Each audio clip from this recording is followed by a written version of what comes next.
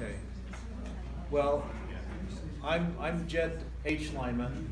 I've been asked to introduce Jed E. Lyman, and I talked to Jed's son, who is Jeremy, and he's the treasurer of the society, and so I've known Jeremy for a while. But what he told me about his dad is he worked his career in behavioral health and retired as a high school counselor at San Juan High. He's a descendant of Platt D. Lyman, who was the de facto leader of the Hole in the Rock trek after Silas Smith went to Salt Lake, and you can correct me on those facts in your presentation. Jed has served as a bishop and a stake president and is currently their stake patriarch in San Juan Stake and works as a sealer in the Monticello Temple. And they have, you and your wife have 7 children, 3 of whom still reside in Blanding, Utah with Jed, where he was born and raised. And the others are also in Utah, but not in Blanding. So I'll turn the time over to Jed and take it away. Thank you. Thank you.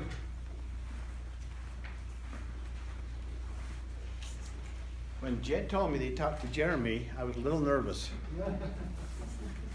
He's not always to be trusted, but I guess he did okay this time.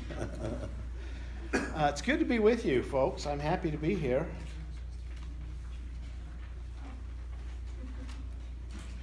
Yeah, thanks a lot.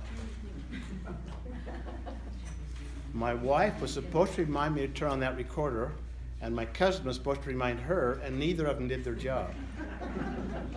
And just for your information, Joanne is the official heckler today, so the rest of you don't need to do any heckling, because I think she will take care of that if I know her. But I'm pleased to be here. I heard someone up there talking to someone else, and they said, I dated your cousin. I didn't know she was my 3rd cousin. And I thought, oh, I dated my 3rd cousin too. She's now my wife. We both descend from Amasa Mason. And when I was dating her one time, I brought her to my parents' house for dinner on a Sunday afternoon. And my grandfather, Edward Lyman, was there. And he didn't say anything while we were there, but as soon as we left, he turned to my mom and said, what does that kid think he's doing? Doesn't he know they're cousins? He never said a word to me about it, though, so I guess it's okay. I don't know. But we do have 7 children. We have 24 grandchildren and 2 great-grandchildren. And we feel very blessed to be in Blanding, near a number of our grandchildren. As you are all aware, after the Saints settled Salt Lake, Brigham Young, the great colonizer, sent out settling parties all over the territory and into some of the surrounding what are now states, and was well known for his colonizing efforts. About the time that Brigham Young died in 1877, he had been talking about one area of Utah that had not been settled, and that was the southeast corner of what's now San Juan County. And but he died before he accomplished that goal, and it fell to John Taylor to accomplish that goal. And in 1878, he was instrumental in having about 60 families called from this area over here, Oak City and Parowan and Panguitch and Cedar City and other surrounding areas, to go settle the San Juan area.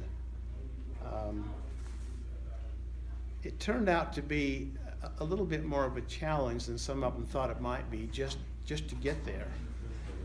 And I suppose that's one of the reasons that it had not been settled to that point, because there was no easy way to get there.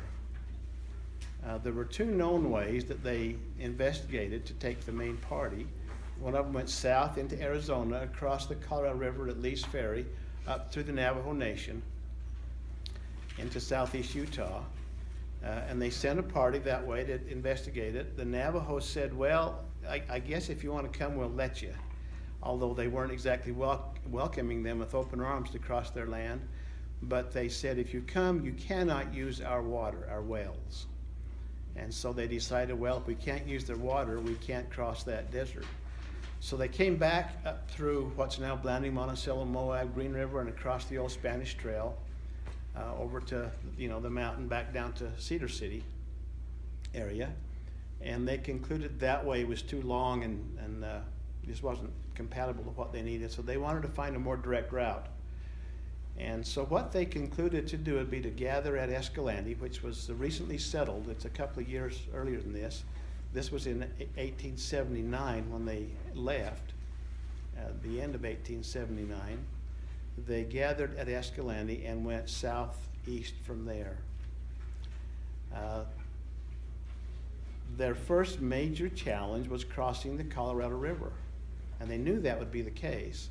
They knew that there was a large river gorge they would have to negotiate. They have to get down the solid rock walls to the San Juan River, cross the river, the Colorado River, cross the river, and then get back up out of the gorge.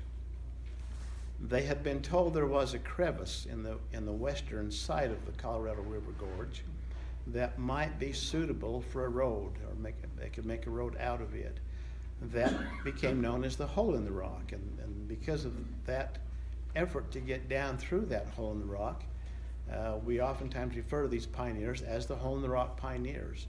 They ended up eventually in Bluff, but from the hole in the rock to Bluff, they found out that the hole in the rock wasn't the only challenge.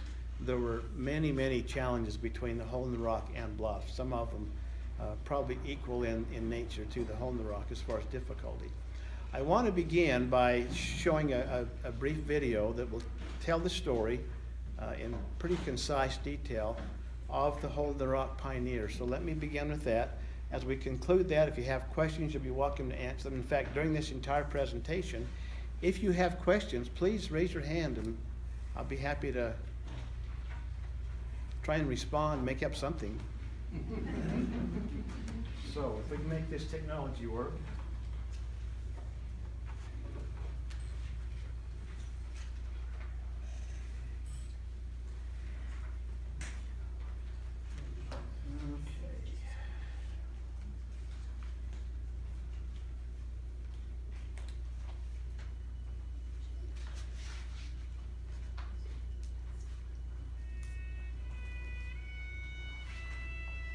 It's not working. What am I doing right?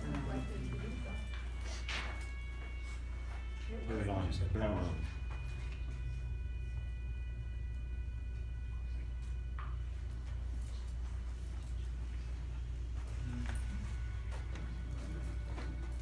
Go ahead.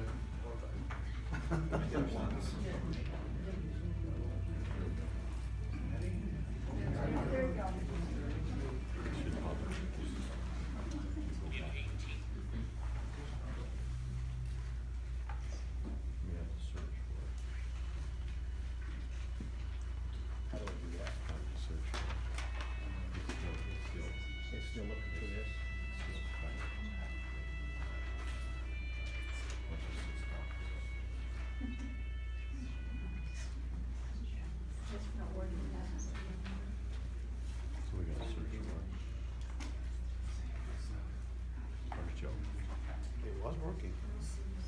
Well,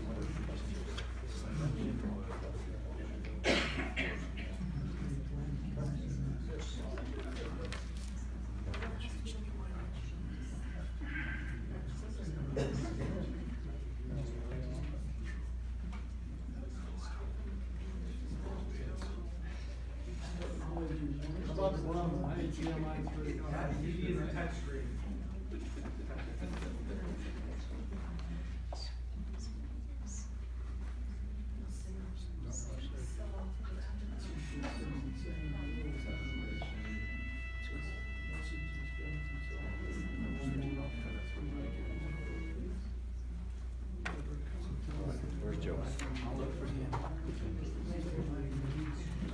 Stand by.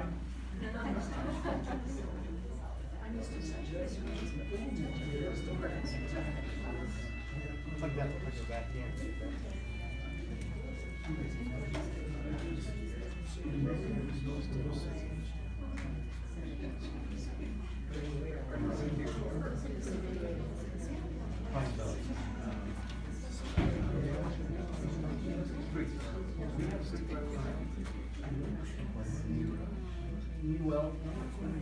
It came back after 3 months.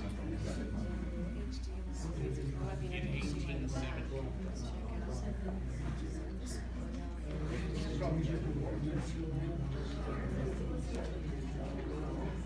The water was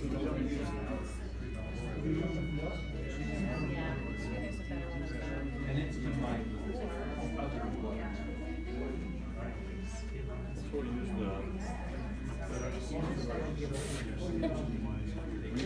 We put an active right there. And there's Yeah, it was working.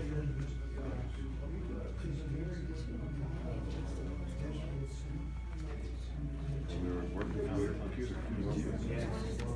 it's connected waterways.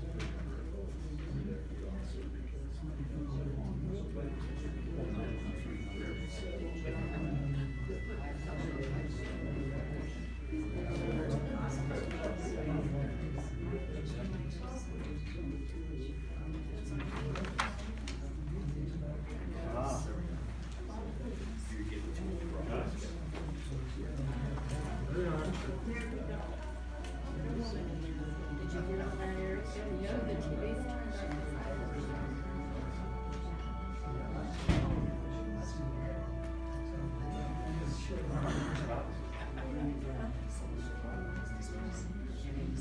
In 1878, approximately 100 families from towns in southwestern and central Utah received church calls to settle the remote and uncharted area of the territory east of the Colorado River. Those able to accept these assignments sold farms, purchased wagons and teams, and bid farewell to loved ones as they began a journey of unparalleled difficulty.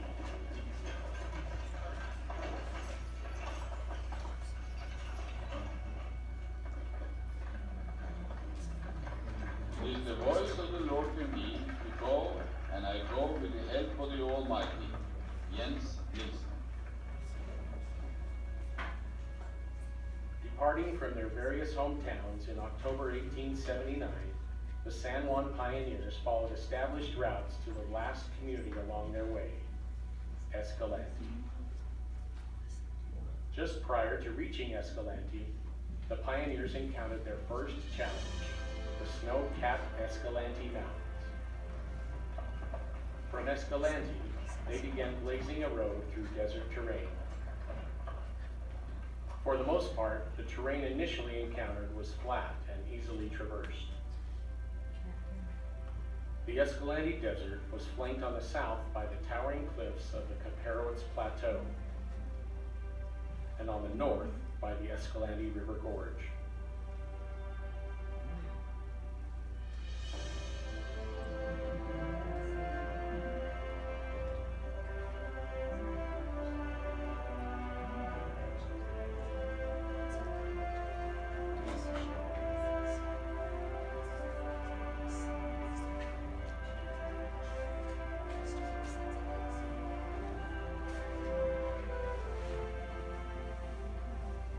3 weeks into their journey, the San Juan pioneers reached 40 Mile Spring. They were now just 20 miles from the Colorado River Gorge.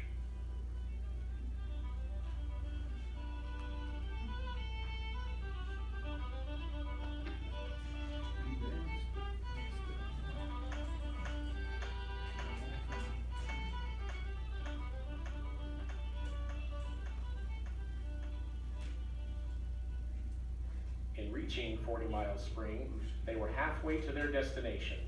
However, the feasibility of continuing was in question. Scouts gave a grim report of the terrain ahead.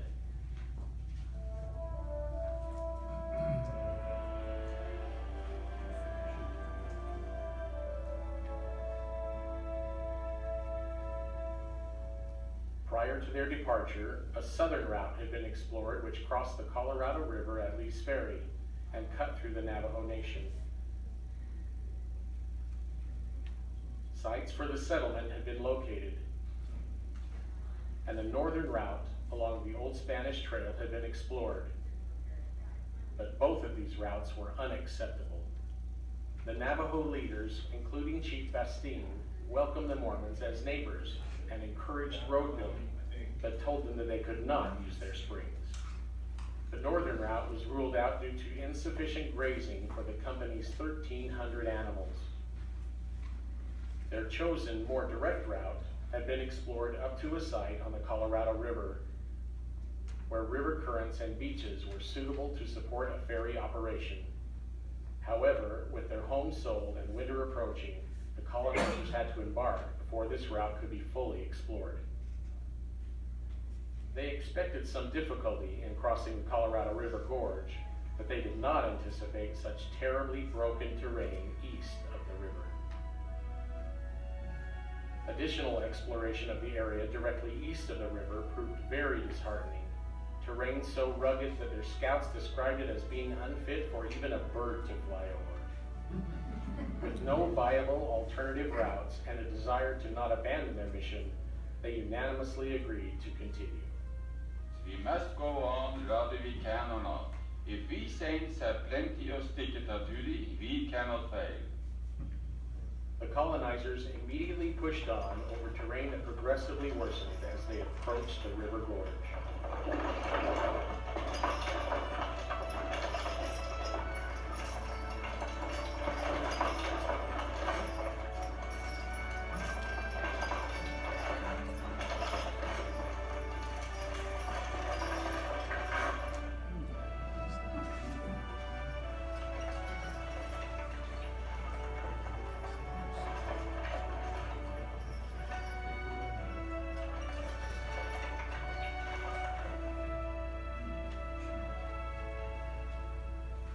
A crevice in the wall of the Colorado River Gorge they named the Hole in the Rock was the only feasible place to access the river.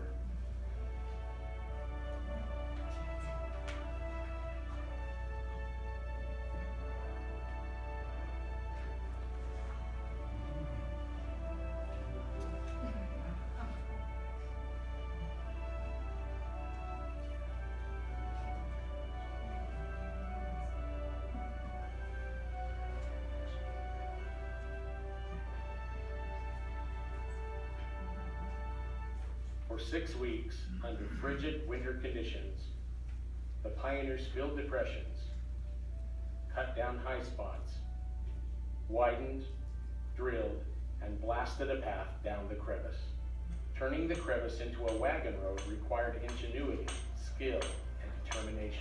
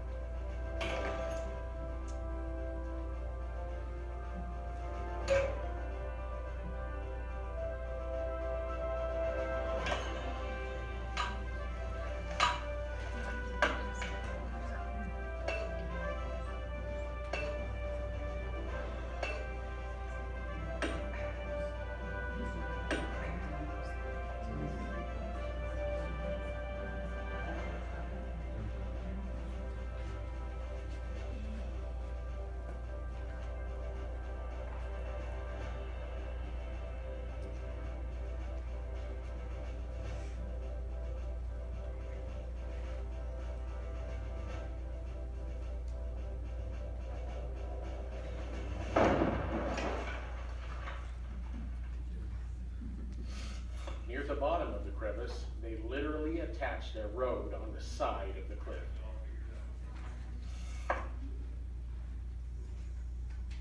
On January 26, 1880, the road down the crevice was completed. It is about a mile from the top down to the river, and it is almost straight down. The cliffs on each side are 500 feet high, and there is just enough room for a wagon to go down.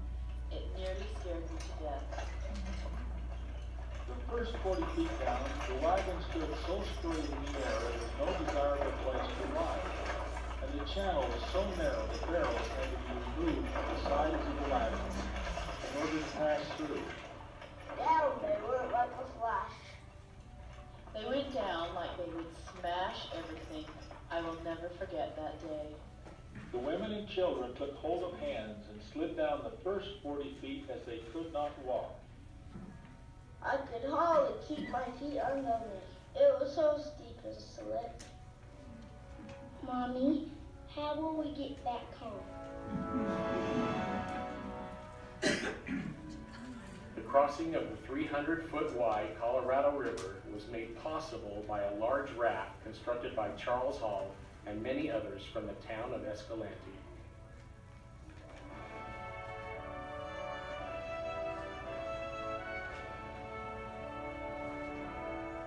I've been busy during the past 3 days moving the wagons up Cottonwood Hill, where it took 4 to 7 span of horses with the same number of oxen to move one wagon. Jed E Lyman.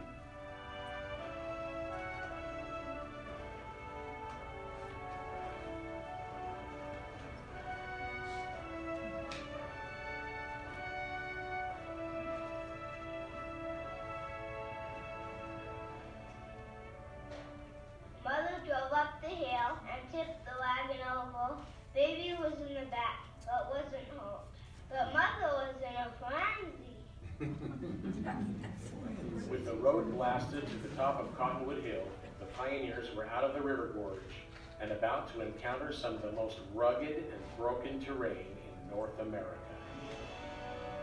Building a road over what lay ahead would take another 12 weeks.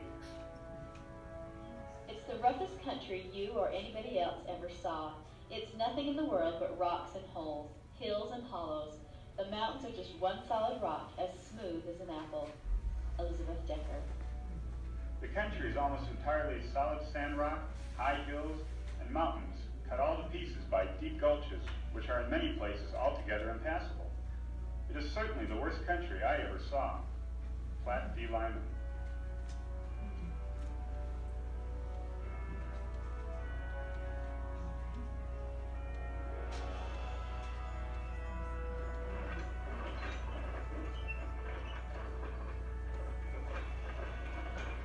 To descend from Gray Mesa, the pioneers blasted switchbacks down a cliff face they called Slick Rocks.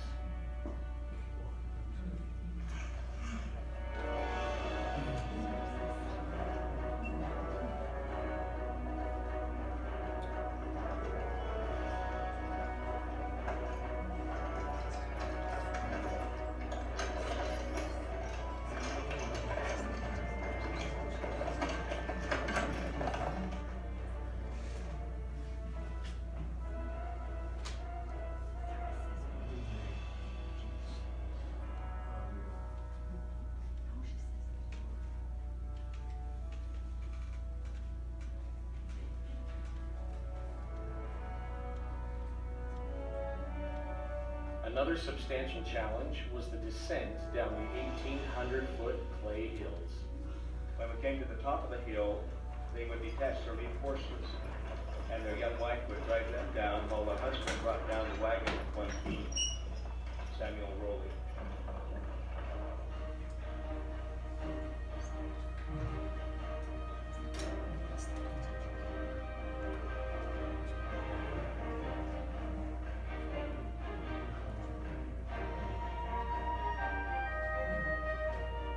Deep canyons of Grand Gulch required a northern detour to higher elevations, an area now called Cedar Mesa, where the solid sandstone gave way to other challenges. The cedars are now thick all around us. There is a force of men ahead chopping all the time.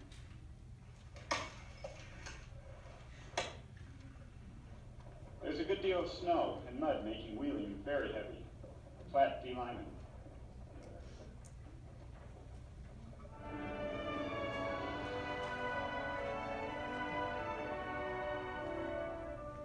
To avoid the deep canyons and sheer cliffs that flank the east side of Cedar Mesa, the pioneers turned south.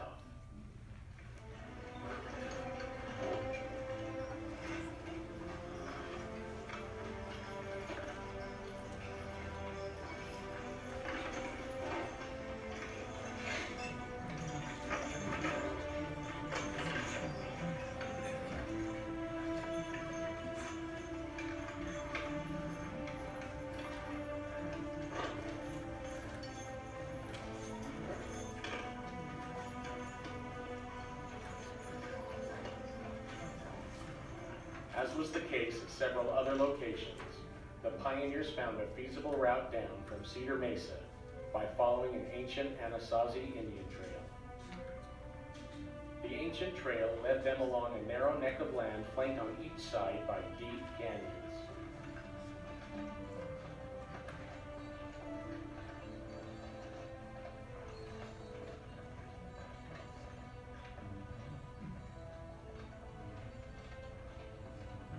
The pioneers' final descent from Cedar Mesa was made by switchbacks they called the Twist.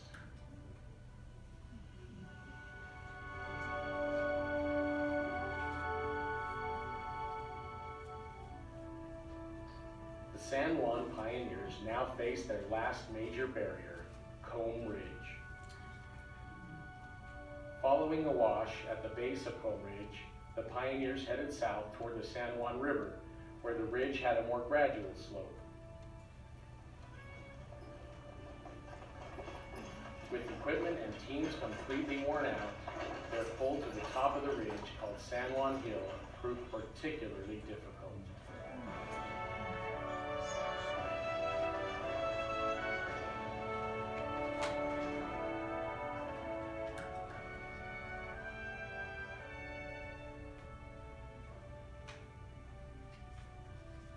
Here again, 7 span of horses were used. So that when some of the horses were on their knees, fighting to find a foothold, the still erect horses would plunge upward against the sharp ridge.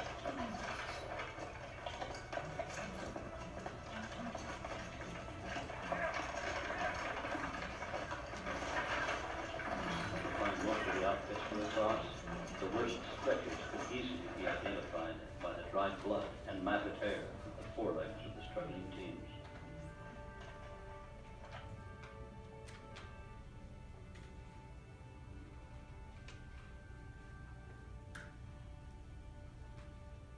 On April 6, 1880, 12 miles beyond San Juan Hill, exhausted pioneers, animals, and worn-out wagons entered a valley flanked on the south by the San Juan River.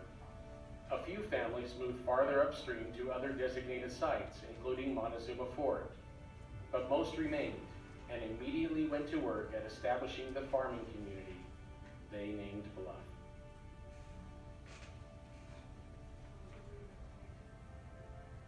Sarah Williams, who was not a member of the Mormon faith, was persuaded to come along and help care for her sister's children. Imagine my surprise and indignation when about 6 miles from Cedar, I had the lines put into my hands and was told that this was my team of wagons to brush, an experience I had never before had.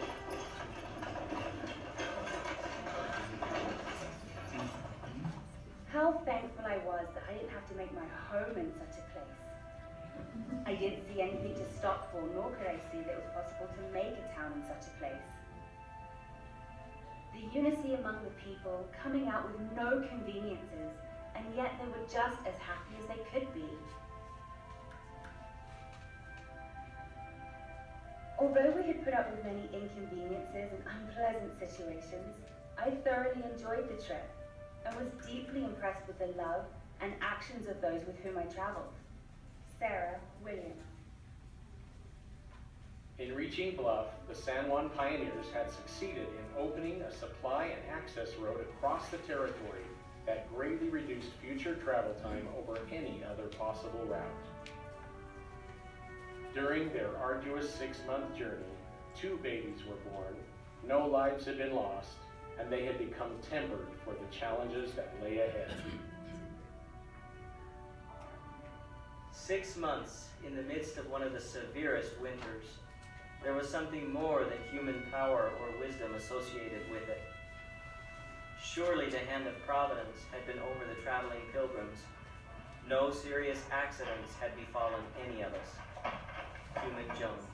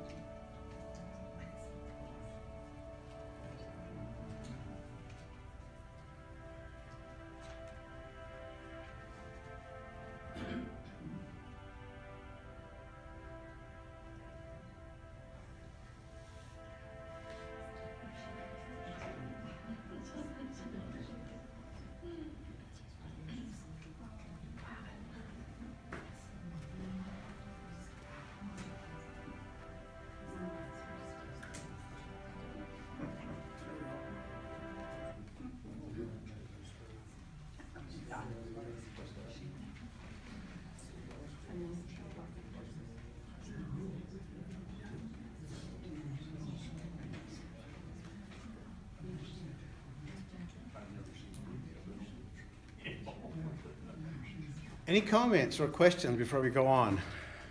I think that movie is very well done because it's giving us a good shot of the sights. It is. It's very well done. Lamont Crabtree, who makes the presentation tomorrow, I believe, is responsible for this movie. He's probably as knowledgeable as any man I know regarding the Hole in the Rock pioneers and what they went through. I have a lot of respect for him. Is it available for sale? It is. We have it at Bluff Fort. I gave out brochures. Before I get through, I want to be sure and talk a little bit about Bluff Fort. I saw a hand right back here.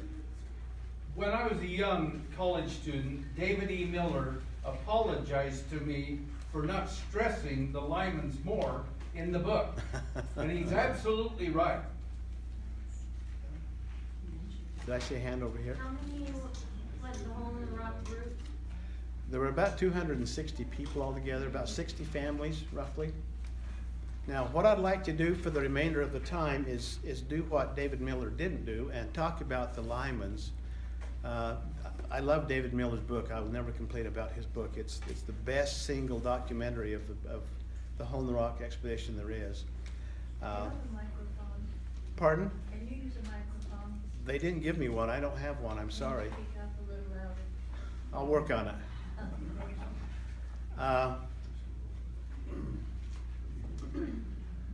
Here's just a couple of shots of the Hole in the Rock from Lake Powell.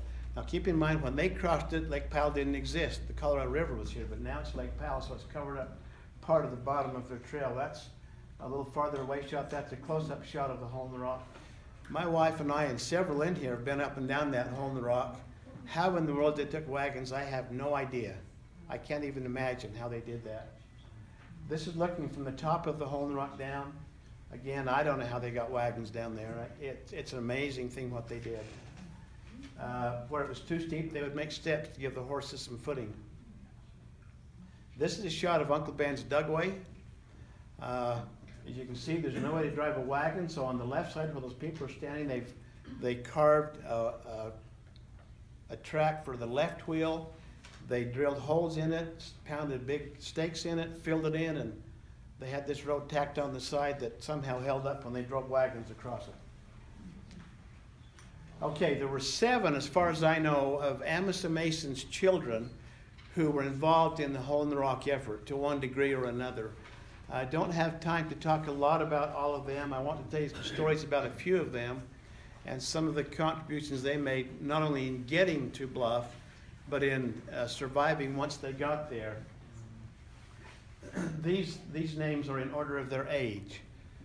And if there are others, I haven't found a record of them. So I think this is all of his actual children who went. Yes? Quick question. It may have mentioned it in the documentary, but how long did it take them to actually blast and drill through that Hole in the Rock section? They were there for 6 weeks. Just for that section? For that section. Now, they thought when they left, it would take them 6 weeks to arrive in San Juan. Yeah. They spent 6 weeks just right there at the Hole in the Rock. And then it took them about 6 months total, the entire trek. Let me talk about Platt D. Lyman. He probably played one of the more significant roles. Plus, he happens to be my great-grandfather, so I can talk about him first. He made some major contributions. One of his major contributions was the fact that he was the assistant captain of the expedition. Silas Smith was called as the mission president.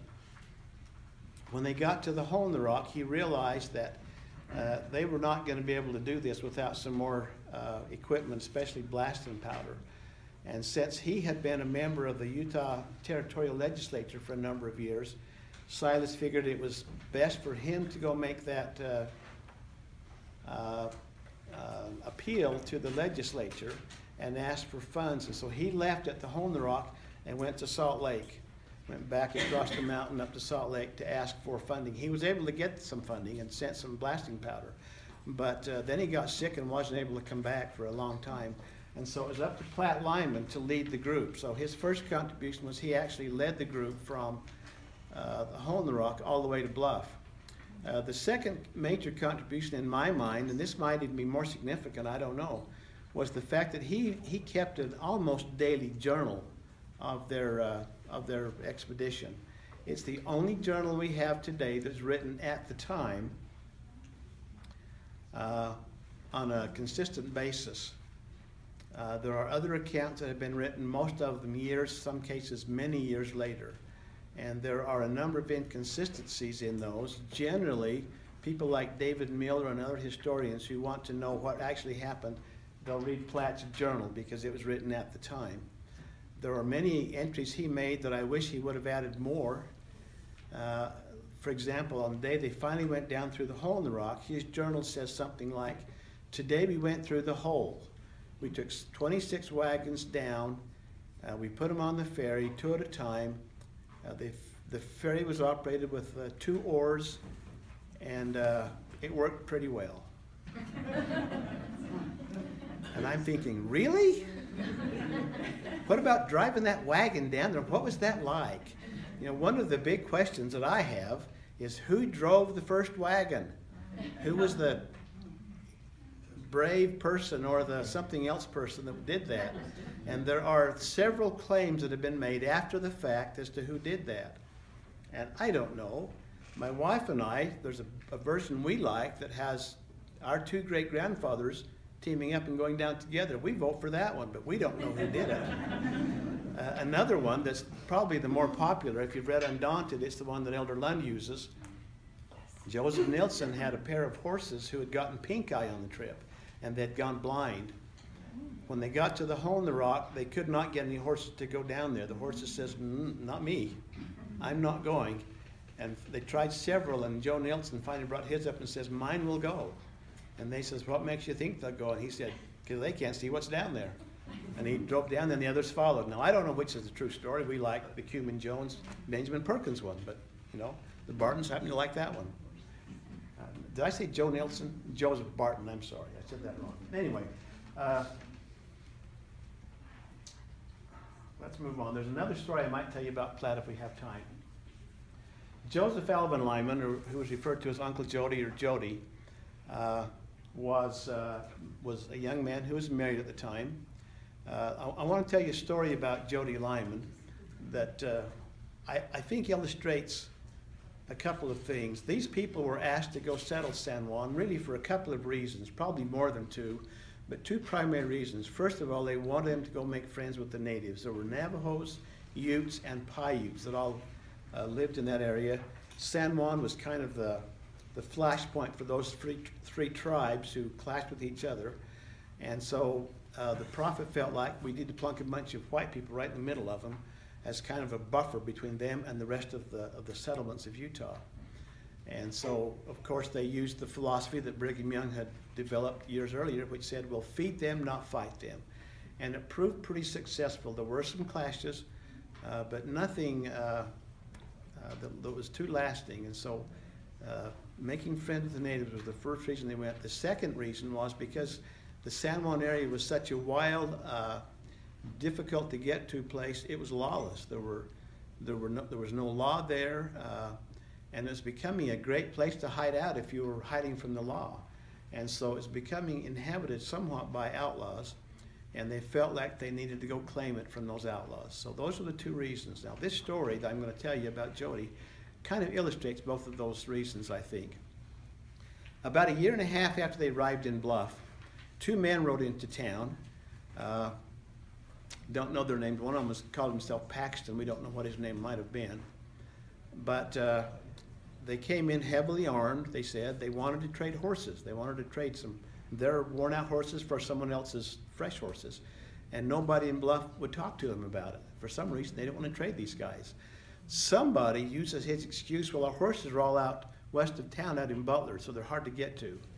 Well, that knowledge proved to be more valuable to these 2 men than a trade would have been, because they left, and a few days later, the townspeople realized all of our horses are gone. They're not out in Butler where we had them corralled and kept. There were 3 men who were asked to go follow. They assumed those men had, well, they looked for tracks.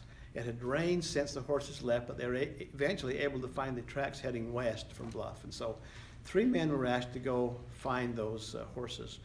One of them was Jed E Lyman, Hiram Perkins, and Lem Red were asked to go follow and see if they get the horses back. Well, these men left. Their goal was to wait until the horses and the thieves reached the settlements, because they thought they could get some help and they could probably retrieve their horses without bloodshed. And so they weren't in any hurry to catch the horse thieves. However, the horse thieves would stop quite often when there was a good ambush site and lay ambush for these men who they knew were following them, or who they assumed were following them.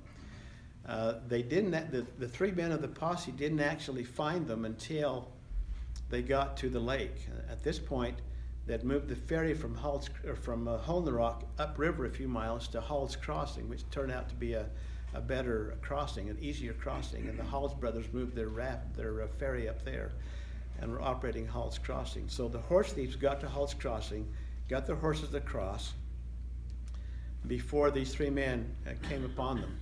The three men came to the crossing at Hall's Crossing of the river. They crossed over, and then the account says that they were in no hurry to catch the horse thieves, so they stopped and played a game of jacks. Now, I have no idea what that means, because I can't imagine them playing the kind of jacks that come to my mind that we played or the girls played when I was a boy. You know, I don't know. You know, you grab those jacks and grab the ball. I can't see those men doing that, but they said they played a game of jacks. Maybe it's a card game. I don't know what it is.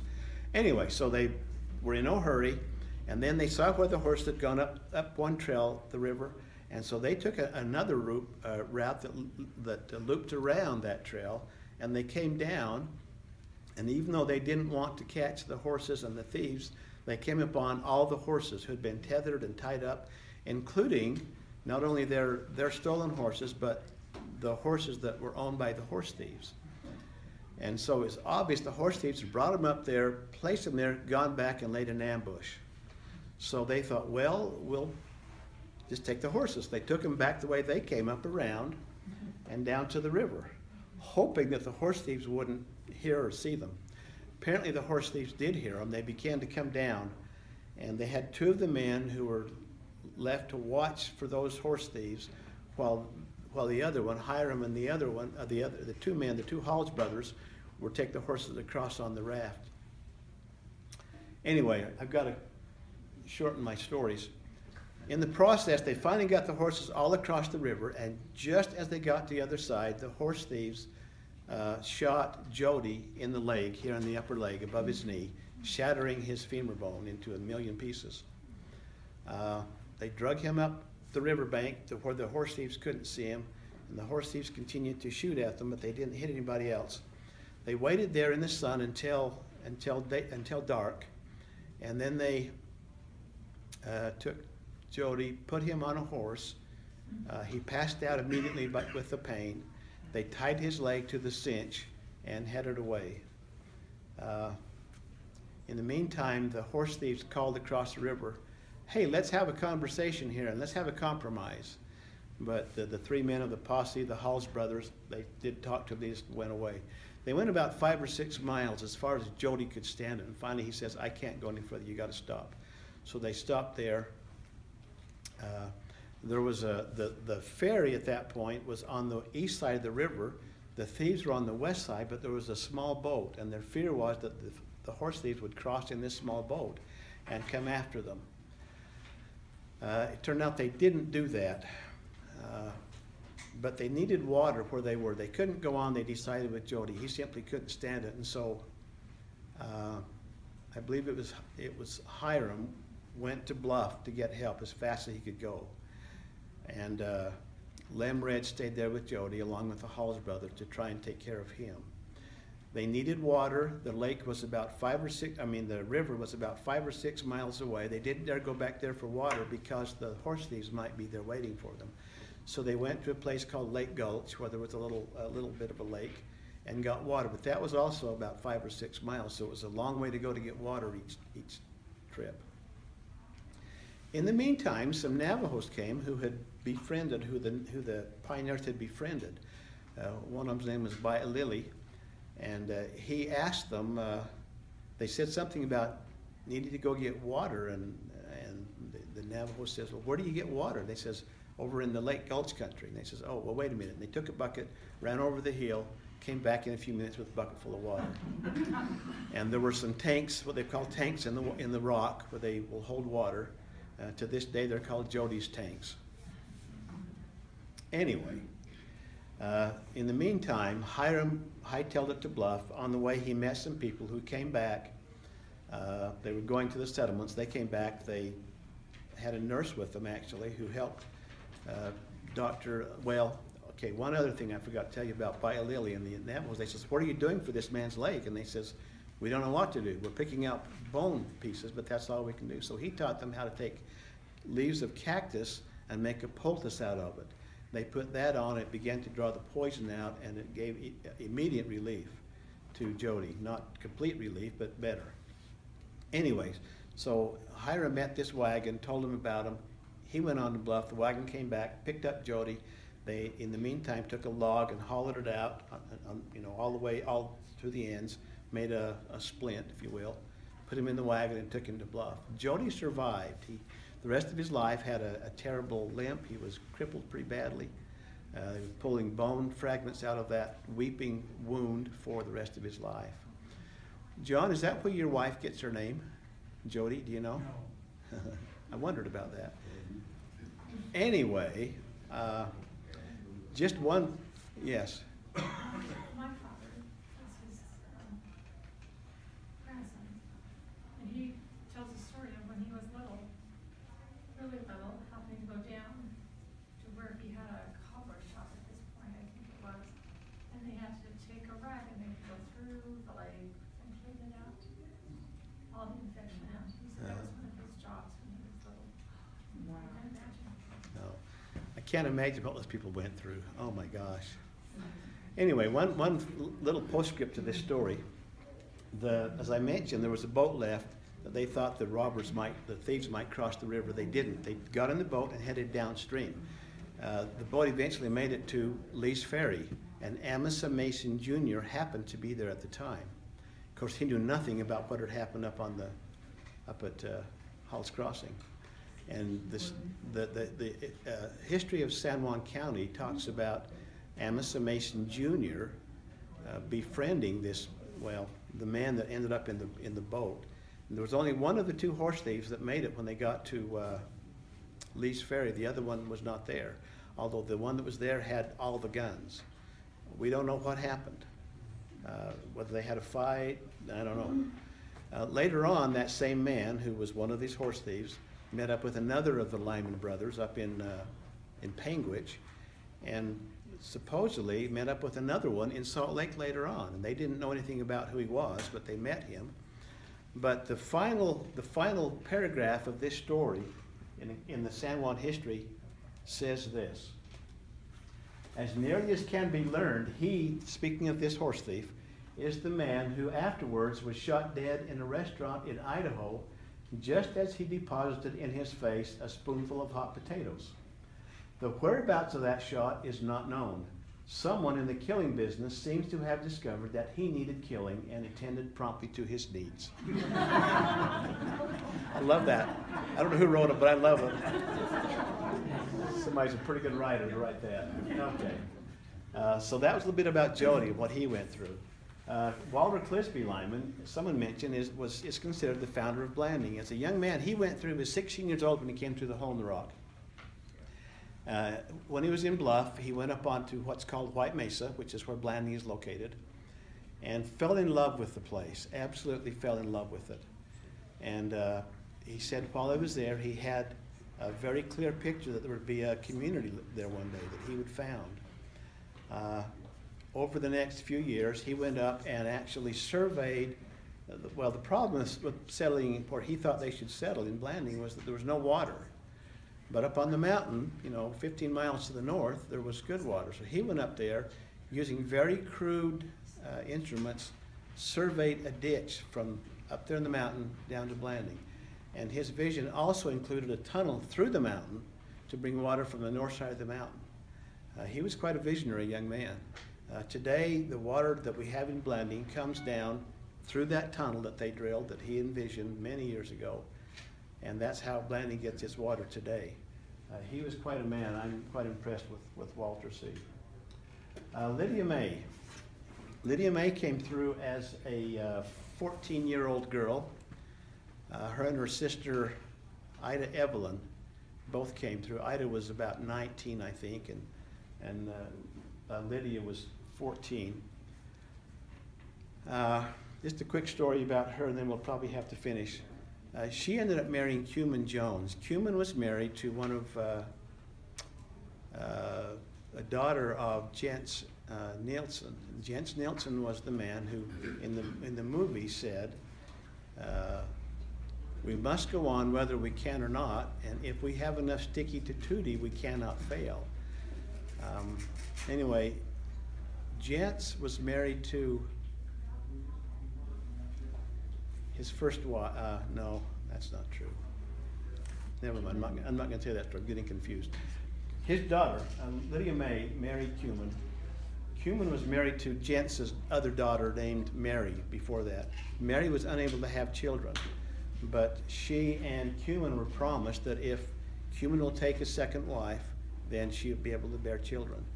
And so Cuman married Lydia May, and Mary ended up having a child, a son, named Leonard. Lydia May had 10 children, and in 1906, she was in her home in Bluff, carrying a baby. She was there with her 4 smallest children. The youngest is a baby in arms. She's holding the baby in one arm. She's holding a coal oil lamp in the other. And she was getting some bedclothes for her young children. In the process, somehow, the coal oil lamp was knocked off onto the back of her dress, which of course went up in flames immediately. She's holding the baby, has 3 other children there. Her first concern was for her children, not for herself. She made sure the children were safe. Her second concern was for her home. Finally, she realized that she needed to take care of herself. She ran out the back door to the well, jumped in a trough of water that was full, and put out the fire. By now, she had been burned severely. The nearest doctor was in Cortez, which was about 75 miles away. He was sent for. He came and did what he could for Lydia, put salve all over her, wrapped her in gauze or something, and then left instructions for Mary, Cuman's other wife, to take care of Lydia May, which Mary did as well as she possibly could. Lydia was would only allow one person to touch her or to care for her during this time, and that was Mary. After a few days, her condition deteriorated, and her son Tom was sent to Cortez to get the doctor. But mercifully, after 9 days, Lydia died and was relieved of the pain. Tom arrived back in Bluff as they were having the funeral for his mother. Mary, who had only been able to have one child, now had all of Lydia May's children to raise, and so she raised those children. The unsung heroes of the pioneers are the women. We hear a lot about the men. We hear relatively little about the women. They were amazing people, and I have such respect for them. I have such respect for all of these pioneers that it's difficult to even talk about them sometimes. All right, just two statements I'd like to share with you. This first one is by Ellen Larson Smith. She said, "My father, Mons Larson, declared always that the handcart journey in which he made the journey from Winter Quarters to Salt Lake was not nearly so hard as the journey through the hole in the rock." That's quite a statement to make.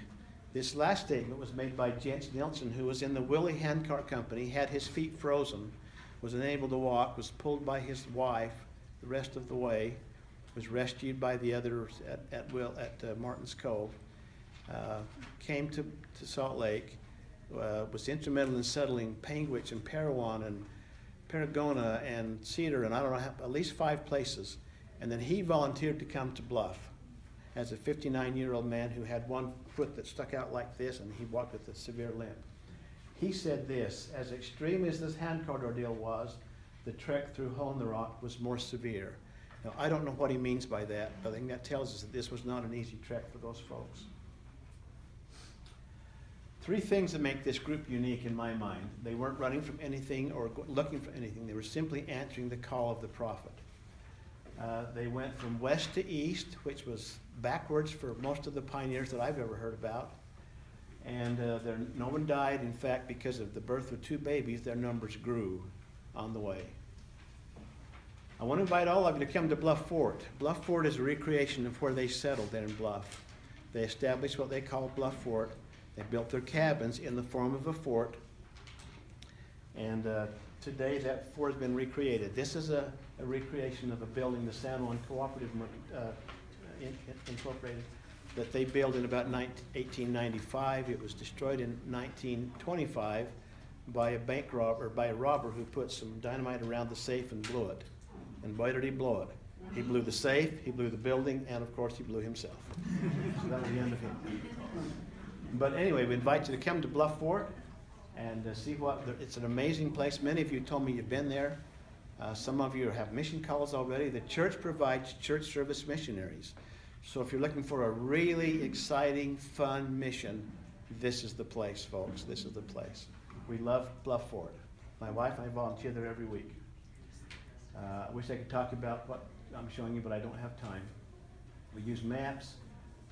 Anyway, thank you very much for your time. I want to bear my testimony that the church is true, that these people who came were only able to do what they did because of their faith in God. In the name of Jesus Christ, amen. Thank you.